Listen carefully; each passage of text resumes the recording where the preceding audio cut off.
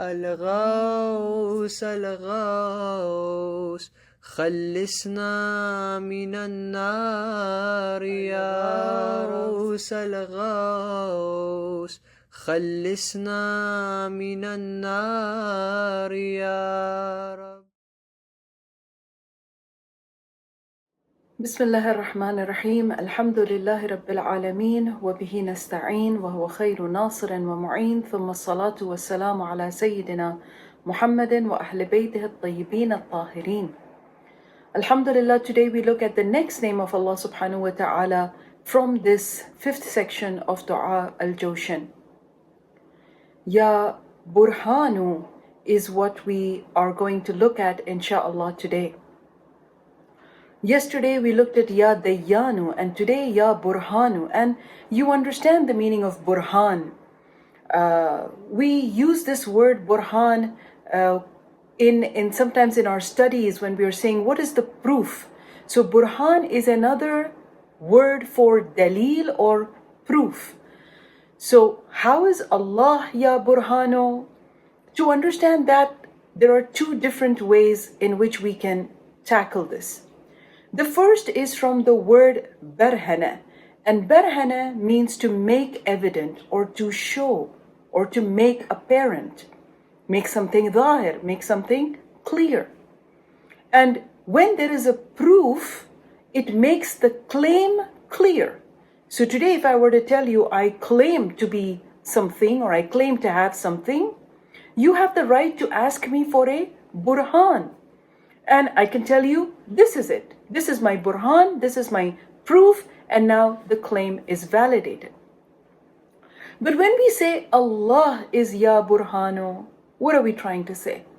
How is Allah the proof? Or what is the meaning that Allah is the proof? Let me ask you a question. How do we go about knowing Allah subhanahu wa ta'ala? There is sometimes people tell us that look at the world and the world is the proof that God exists, right? Sometimes when we're having an argument with the atheist, this is what we say. We say, look at the world, look at the sun, look at the moon, look at the flower, how it blossoms, look at the seasons. And when you look at all of this, the day, the night, old age, young age, everything around us, we say, this is the proof of God. So now the world becomes the burhan and the claim becomes God. But have you wondered that God is the burhan and everything else in the world is just a claim? How about if we just flip that coin? You must be thinking this is a very weird thing to do. Let me give you an example. An example of a person in a well. If there's a person in a well, they're surrounded by darkness. But when the sun comes out, there's just this tiny ray of sunlight that might be going way down into the well. It must be so little. And being so deep in the darkness, they would be looking for where is this light, and they would be like, oh, thank God, there is light, there is day. There must be something like the sun. Now think of people who are already on top of the well, who are not inside the well. For them, do they need proof for the sun? They don't need proof for the sun because they see the sunlight directly and they don't need proof because they have that access to the light of the sun. This is the difference between ordinary individuals like me. People look at the world around them and they try to understand, is there God? Is there no God? But there are the awliya Allah, those special people that Allah has, for whom Allah is the burhan, Allah is the proof. And then they look at everything else in dunya as an effect of Allah subhanahu wa ta'ala. They're not looking at dunya so that they can find proof of Allah subhanahu wa ta'ala. They are looking at dunya just to see one of the effects of Allah subhanahu wa ta'ala. You must be thinking this is a little way out of our league, and it really is. But alhamdulillah, we have people like Imam Hussein alayhi salam who we love and who we learn from and who we adore. And that's exactly what Imam Hussein alayhi salam says in his dua al-Arafah. Subhanallah. Another beautiful place. It is said to us that those who are not forgiven in the night of Laylatul Qadr, there is the only other chance for them for their forgiveness, and that is the day of Arafah. On the night of Qadr, we will be thinking about the father, Amir al-Mu'mineen alayhi salam. And on the day of Arafah, we will be thinking about the son, Imam Hussein alayhi afdalus salati wassalam. And there he says, كُلَّمَا تَوَجَّهْتُ إِلَىٰ آثَارِهِ. Oh Allah, every time I look at the effect, I feel like I'm getting further away from the cause. I don't need to look at the effect. Mata ghibta, when have I not seen you? When have you made yourself hidden to me?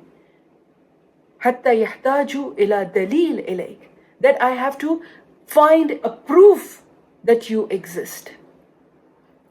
So in short, when we say Ya Burhanu, Ya Burhan means God is the proof of the world, not that the world is the proof of God.